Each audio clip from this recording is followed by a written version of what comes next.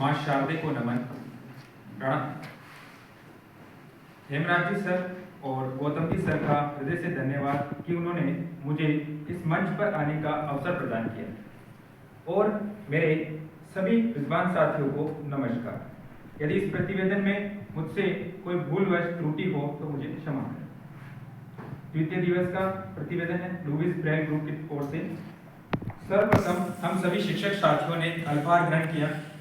तत्पश्चात हम सभी ने कक्षा में स्थान ग्रहण करने के बाद हम सभी ने ध्यान अवस्था में माँ शारदे को नमन किया और तत्पश्चात हम सभी ने इस शुभ दिन को आनंद किया।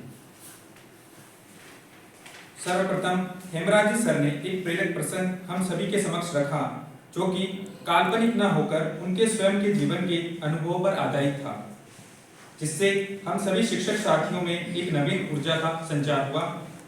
और तत्पश्चात मैडम द्वारा भारतीय पुनर्वास परिषद पर कुछ महत्वपूर्ण जानकारियां साझा की गई, जिसमें आरसीआई का इतिहास, सर्वेक्षण और कार्यों के बारे में सविस्तार बताया गया, जिससे हम सभी को भारतीय पुनर्वास परिषद के बारे में और भी नवीन तथ्य जानने को मिले।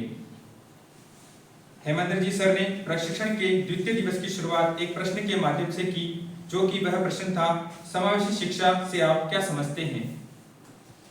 इस पर मेरे कुछ साथियों ने अपने अपने कुछ अनुभव साझा करते हुए प्रश्न का उत्तर देने का प्रयास किया।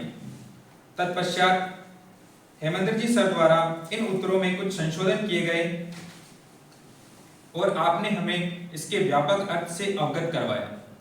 इसके बाद आपने हमें medical assessment camp, medical board, ALIMCO, NBTA, braille kit, low vision kit, pathologist, RPWD, 21 disabilities, TLM kit और आस्था कार्ड योजना, दिव्यांगजन पेंशन योजना आदि के बारे में नवीनतम जानकारी हमें व्यापक रूप से प्रदान की।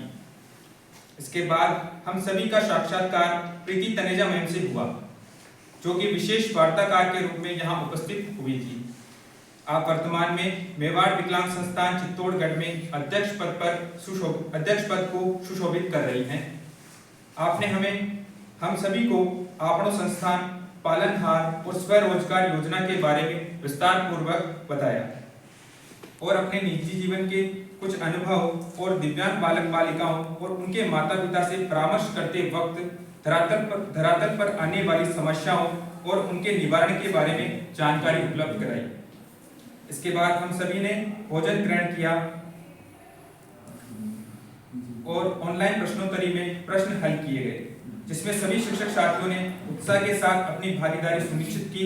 फिर गौतम जी सर ने हम सभी को classification of HI, banana audiogram, auditory training, speech reading के बारे में सविस्तार चर्चा की और समय समय पर कुछ उदाहरण भी प्रस्तुत किए, जिससे कक्षा में रसानुभव और रुचि दोनों की उपस्थिति बनी रही।